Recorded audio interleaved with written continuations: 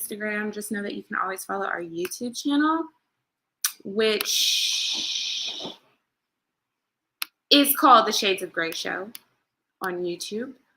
And we will be live there on Instagram. And we may be posting this run back on our Facebook channel as well. We shall see. I know we do need like some kind of like intro music. We're working on that. So we have any beat makers? We need like a theme song or something. Okay, here we go. It's Friday. Welcome to another Shades of Grey podcast. My name is Jasmine Carr.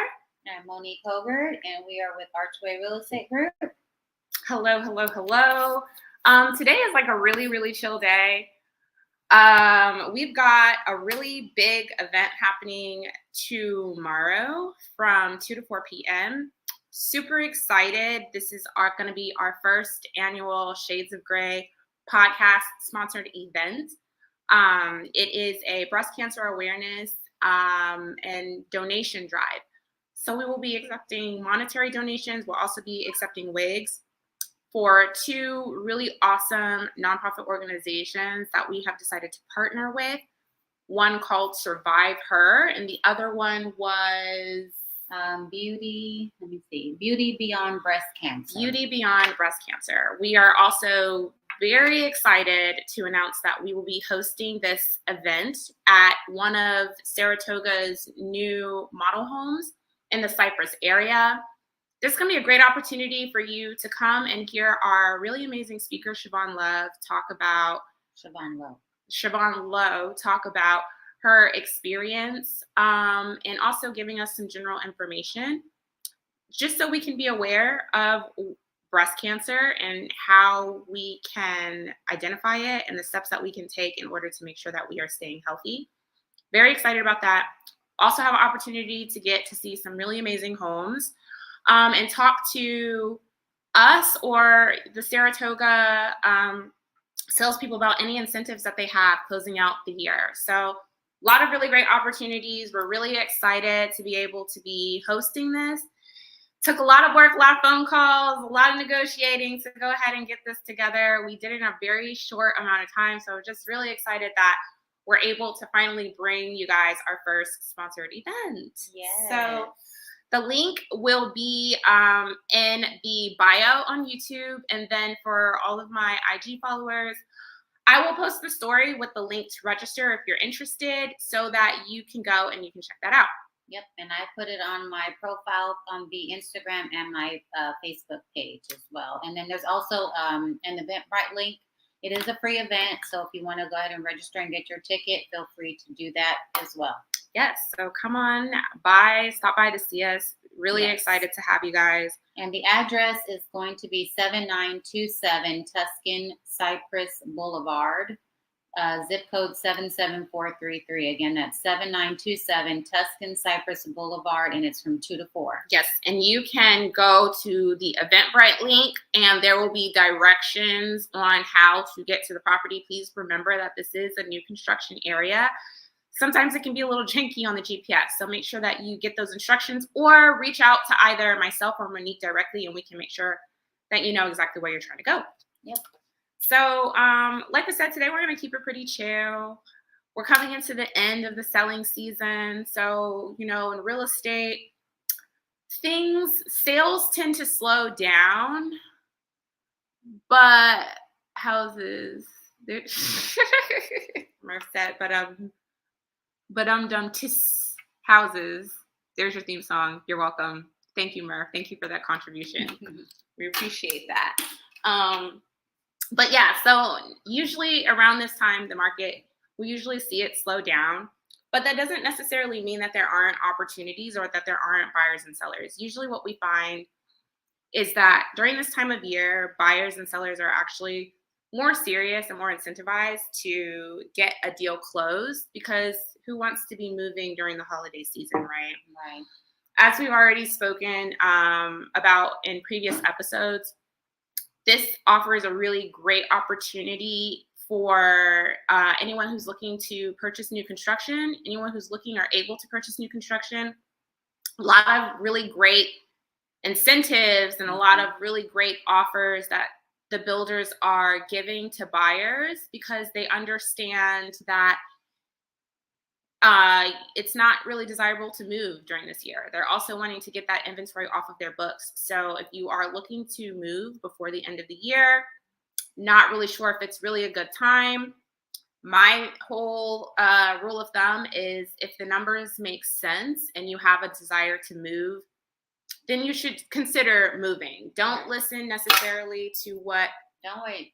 Because the people that already waited, as you see, the interest rates are now at 7% or higher. Yes, and we're going to talk about that today. We're going to talk about housing affordability and what it looks like and how it is affecting home buyers in the market today. The information that I've received is from the Texas A&M Research Center, and it talks about what Texas housing and what Texas affordability is like. Now, please remember that we're Texas real estate agents, so we can only really tell you about what's going on in the Texas market.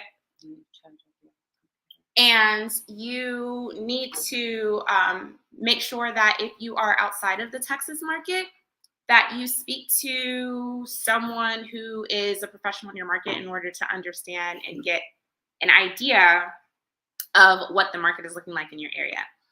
So as Monique stated, interest rates have gone up. And even though interest rates have gone up, we're also finding that in some price points, prices are going down. There was a question on my Twitter page the other day asking, what does that mean for home prices and what does that mean for affordability? And what was told to her was that even though prices are going down, which they are, we're seeing the market begin to correct itself from the frenzy that we saw during COVID. Interest rates are high. And because interest rates are high, that means that affordability is still dwindling for a lot of buyers.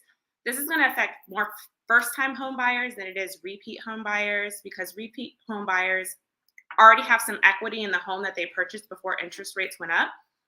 So they're able to leverage that and they're able to have access to higher priced homes. The median sales price for Texas overall, according to the Texas A&M Research Center, for repeat home buyer was $355,000. For first-time home buyer, that's $250,000. And it's actually below what we're seeing the median sales price in the Houston market is right now. So just right there, you can see that just the interest rate raise alone really has a large effect on the affordability that buyers actually have. So if you are in a situation in which you're looking at your numbers and the monthly payment that you're looking at is something that is affordable, even if the interest rate is high, we highly suggest that you take the opportunity to seriously consider purchasing, because what we do know is that the chances of interest rates going down right now are very slim. They may fluctuate in between that 5 to 7% over the course of the next maybe year or so. But the days of that 3% interest rate, they're dead and gone, unfortunately. So another thing that we want to talk about is just some of the forms that are required and is very important to have, and whenever you're having a sale. So I will talk about the seller's disclosure. The seller's disclosure is basically to be completed by the person that's selling their house. It is mandatory. The real estate agent does not help the seller complete that form. We will help you complete any other form except that form.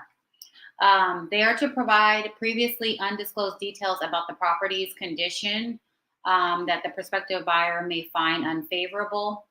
And it's important for both those that's buying the house, like I said, as well as those that's selling the house. The seller's disclosure does not apply to any pre-foreclosures or to the subsequent sale of a foreclosure lender. So I know a lot of realtors are aware of what this form is and why it's important. You know, there's just basically information. We ask them to fill out to sometimes a person, oh, bless you, sometimes a person may have purchased the house at a time where they don't even know, like how old the air condition was. Like, let's say, for example, if you have an individual that purchased a property and it was a flip home. You're not going to know how old the AC might be or, anything like that. So whatever you can complete to the best of your knowledge, we just ask from the time that seller has been in that house or has lived in that house, like what has been updated, if it's flooded, any pipes that's busted, because things we will look for as a realtor visible to our, naked eye. We don't know everything that has gone on with that house. So we do ask the seller to complete that, again, to the best of their ability.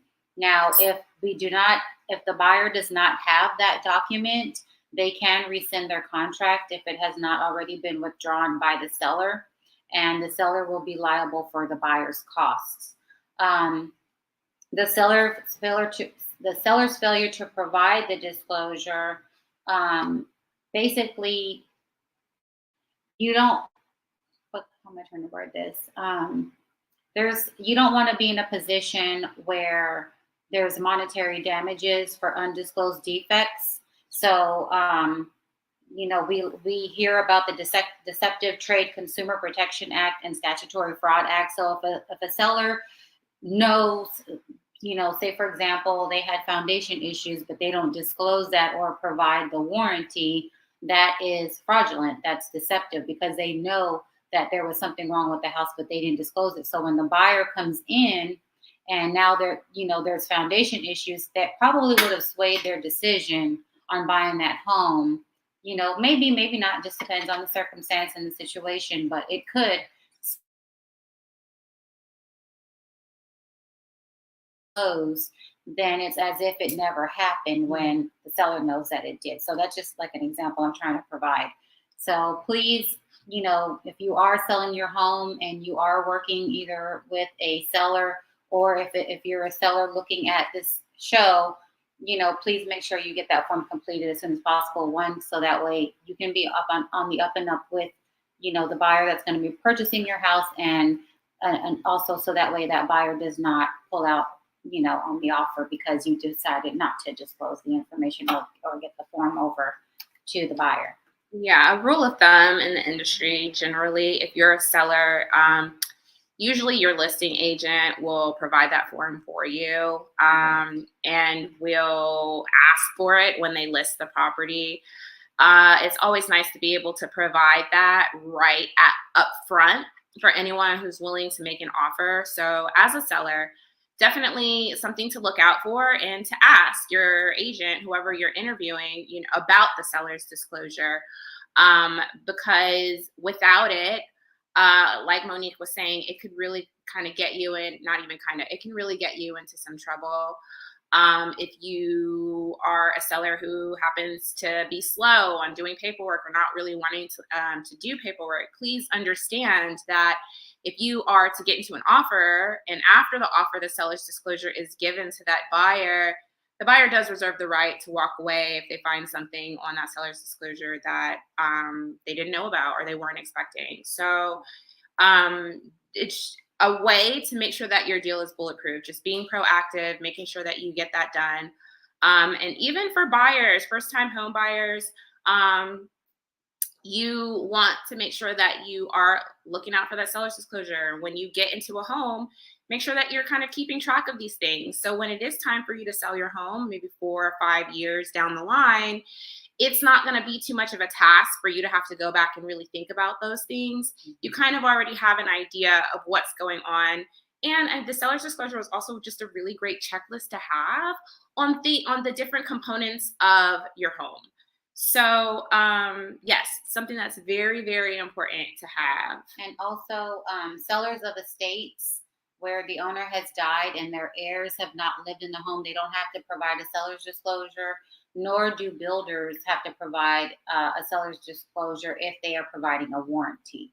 So keep that in mind. So did you want to talk about the flood form? Yeah, so what was the name of it? Do you have the title? That one was, I think I had one. Hold on. Sorry. Maybe I threw a wrench. I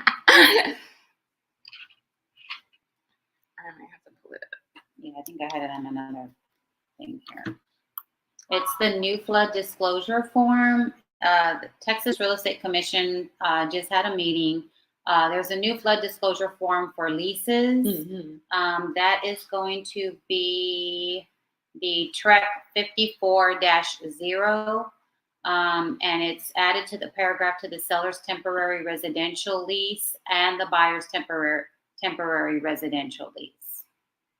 And essentially what this form is going to do is it is going to inform the tenant if the home is located in a 100-year flood zone, which is very important because as a tenant, you really want to know whether or not your property is located in a flood zone. I know that's not something that we always think about when we're renting a property, but it is an issue that has come up. I have ended up placing a client in a property that they leased, and it wasn't until after we had already closed, we were talking to one of the neighbors, and the neighbors did mention that, yes, the property has flooded not once, but twice. And that was just something that we weren't privy to.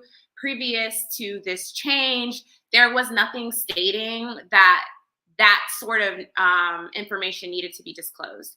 Generally, when you are purchasing a property, one of the things that come up is whether or not the property is located in a flood zone and whether or not that property needs to be insured for flooding. But for a tenant, they didn't necessarily have those same protections. So it's really great that the Texas Real Estate Commission has gone ahead and provided this form and this addendum. And it's just another way for us to give disclosure and for us to be able to be transparent in what's going on with the particular property that a person's invested in. Because even if you're not purchasing the property, when you're renting, it's still an investment of your money, your time, your energy, and nobody wants to be in a home where they just weren't aware that there was a potential for flood.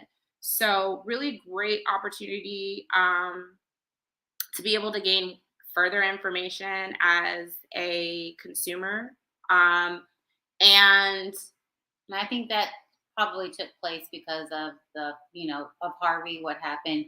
A lot of people were not considered to be in a flood zone, but after Harvey, they now are, which I don't really think that's, in my opinion, fair, because we know like a lot of houses are now considered to be in a flood zone because they open up the levees, you know what I mean? The levees. So at the end of the day, we really were not, and probably still are not in a flood zone, but because of the way that it happened, we now are. So it's definitely something that landlords need to be aware of.